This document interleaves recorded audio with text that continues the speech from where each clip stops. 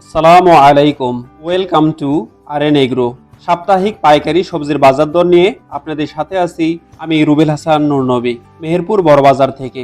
শুক্রবার 27 জুন 2025 মেহেরপুর বড়বাজার ঘুরে পাইকারি সবজির দামের এমন চিত্র দেখা গেছে। আজকের বাজারে প্রতি পিস লাউ বিক্রি হচ্ছে 25 টাকায়, পেঁপে প্রতি কেজি 20 টাকা, মিষ্টি কুমড়া প্রতি কেজি 15 টাকা, ঢেঁড়স প্রতি কেজি 20 টাকা, করলা প্রতি কেজি 50 টাকা, পটল প্রতি কেজি 15 টাকা, কাকরুল প্রতি কেজি 60 টাকায় বিক্রি হচ্ছে। এছাড়া বরবটি প্রতি কেজি 35 টাকা, শশা 15 টাকা, চিচিঙ্গা 23 টাকা, ঝিঙা 30 টাকা, ধুন্দল 20 টাকা, কচুমুখী 30 টাকা, কাঁচামরিচ 40 টাকা, বেগুন 60 টাকা, গোল আলু 18 টাকা, কাঁচা কলা 30 টাকা, পেঁয়াজ 40 টাকা, চাল কুমড়া 20 টাকা এবং কচুরলতি প্রতি কেজি 30 টাকায় বিক্রি হচ্ছে।